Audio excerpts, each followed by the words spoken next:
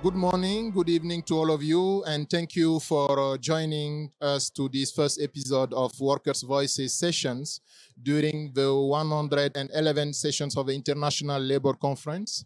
My name is Mamadou Soare. I'm the head of communications and publications at the ILO's Bureau for Workers' Activities, ACTRAV. Today, we are lucky enough to have a special guest, Mohammed Zahoor Awan. He is the Workers' Vice-Chairperson of the 111 sessions of the International Labour Conference. Mr. Zahoor is also the General Secretary of the Pakistan Workers' Federation. With my guest, I will be very happy to discuss with him about the priorities, expectations of workers from these sessions of the International Labour Conference. So let me now turn to you, Zahoor. The 111 ILC is taking place here in Geneva. My first question to you is, we are living today in a very difficult moment in a context of multiple crises due to the climate change urgency, the fallout of the COVID-19 pandemic, the rising cost of living, geopolitical instability, and the looming global debt crisis. In your view, what are the challenges and opportunities for workers? Thank you. In fact, you have very well elaborated, and moreover, particularly this 111th session of the International Labour Organization is also focusing on, and these are very important issues. One very important, that COVID-19, it has left its impact on the unemployment and a lot of several changes of the telework and many other things. So these challenges needs to be overcome for the next time to come, because there are still more to do of the after effects of COVID-19. And this uninvited guest which came in the whole world sabotage the whole system. So definitely its effects will not be that easy to go. Second is definitely climate change, very importantly, because Pakistan, my own country, has suffered a lot of informal workers due to the flood last year in the rural area, still as more catastrophic as UN also recognized it.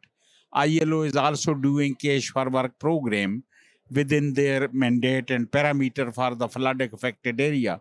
So climate change definitely is changing the world also in a way where it is very negatively affecting the system and the things on the climate change, which is very important. The other, very well you said about geographical instability. That also is in our South Asian region, we face a lot, because I belong, and this happens to other places as well. We are also in the war zone. Geopolitical situation also suffers a lot. And unfortunately, who pay the price? Workers pay the price. So that is very importantly another very important point on which this 111th session of the International Labour Organization, it is focusing. Another important point you said about the global debt crisis. Here also, my own country is suffering, and moreover, cost of living index has gone so much up, where it is not affordable for workers, and particularly for middle class workers and other. Even there has been dropout from the school of their children, coming to a low level of school education due to the reason that they could not afford it, because of the cost of living index has gone so much up in this, and that happens everywhere. A lot of global crisis, which is because of the debt crisis also. And here, importantly, with the multilateral system, IMF and World Bank has to play a very important role, in which ILO has to take them the multilateral system to approach it on the workers' point of view, to get rid from this, where debt crisis are suffering, workers' suffrage is made lowest. So very importantly, this agenda item, which you have very well highlighted, we fully support, and workers has aspiration from all these whatever it is mentioned in your question and what I answered. In the context of these multiple crises and facing these different challenges that you mentioned, the ILO Director General, Gilbert Ungbo, emphasizes the need to build a coalition for social justice to fight growing inequalities at the opening sessions of the ILC here in Geneva. How can workers contribute to the reduction of these inequalities, in particular for those who are living in the informal economy? In fact, Director General, Brother Hangbo, very rightly in the opening, he said, and that is very importantly where how the coalition it should be made, because as I mentioned earlier, the ILO needs to have direct social dialogue with all the multilateral system, because ILO is the tripartite voice of the workers, employer, industry, as well as of the government. But more caring is that of the workers in that context for which institution itself works of more than 100 years. I think this coalition is very much needed, because alone we cannot do many things. ILO is our spokes voice, but on the other hand, ILO has to, and moreover, many of the international labor standards, those they come like informal economy, and it has its focus domestic worker, migrant worker, and other worker, in which ILO has a lot of focus. So by this way, I think this coalition worker fully support it, and we will be behind Director General this vision and the ILO roadmap for having a coalition on these inequalities and different other aspects which world of work is facing. But when we take the case of, for example, the informal workers, in your view, how can unions address, let's say, the decent work deficit, which affects billions of people who are living in this informal economy? One and most important is this, that informal workers, they need coverage under the labor laws of the country. There are labor laws, and some of countries still a little we see forward looking, but the only thing is enforcement. Second thing is this, its applicability. So applicability in the informal sector is almost negligible.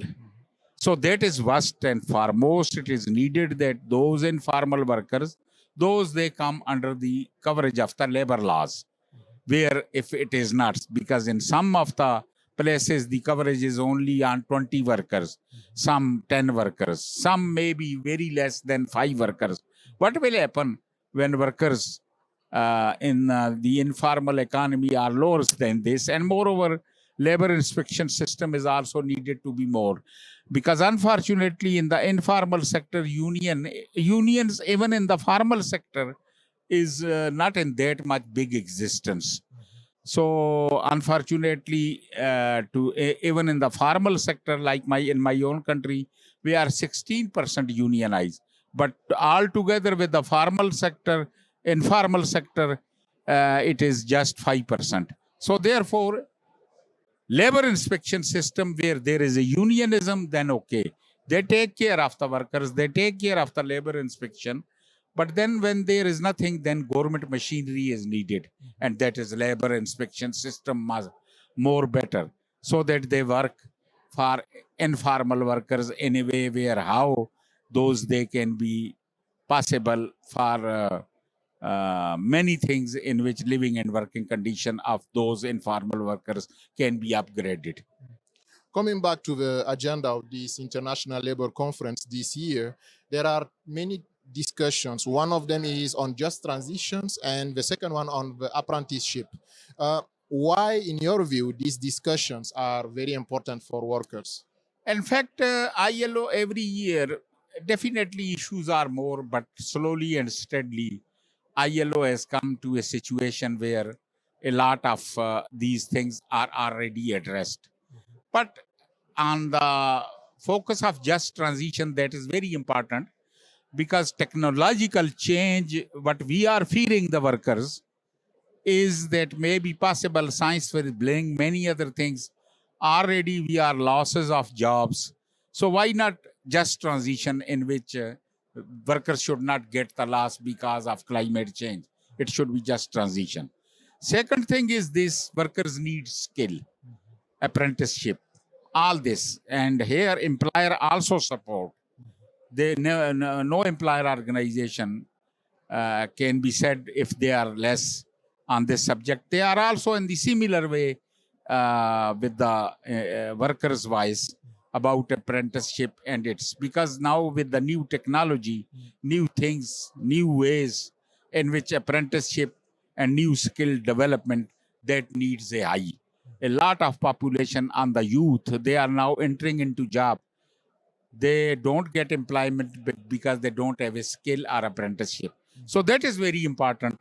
It needs to the youth, to the vulnerable groups, those they come, how they can be upgraded, this and skill development is made in a better way. Yeah, just to look at the question of apprenticeship, where I think most of young people are very interested in on this topic, because when we look at the developing countries, there is a huge amount of young people in the labor market.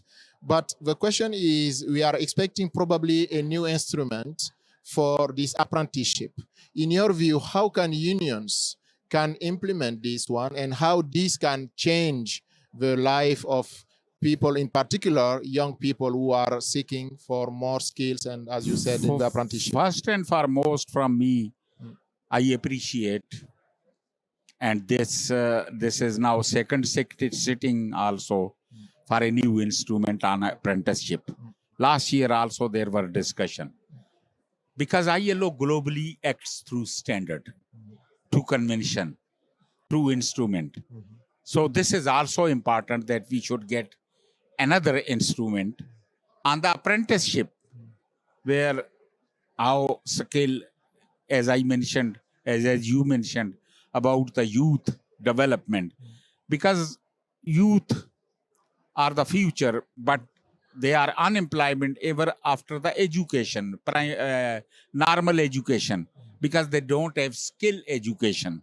Skill is needed, and moreover, unemployability is too much because of mismatching of the skill and no skill at all. So therefore, this instrument will contribute definitely to the member state of the ILO to make it more way to utilize it in the national context to upgrade the skills as well as to make apprenticeship more better. One last question to you, Brother Zahoor. What do you expect from these sessions of the conference?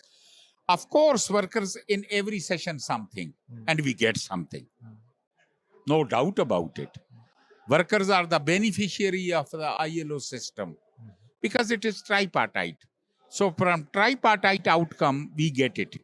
And therefore, we will get it.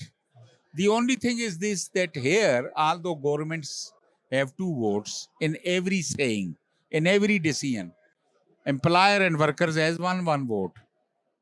And so therefore, when anything comes here with the three other votes and workers has just one vote, what we need is that proper implementation then is needed by the three votes holder to one vote holder in the ILO supervisory system. So here in this case, I expect, and we usually expect, but what then more expectation it comes that more ratification of this convention should come by the government, although they formulate it with their almost 2/3 majority. So here, after they go, then its implementation of the instrument is very much, instrument will come, but then how much ratification would come? That it is for the governments. That it is for the other stakeholder. We usually like that every convention or instrument comes, it should be immediately be ratified. So this is what our expectation then in the follow-up is. For this expectation, it would come, whatever it would come. Thank you.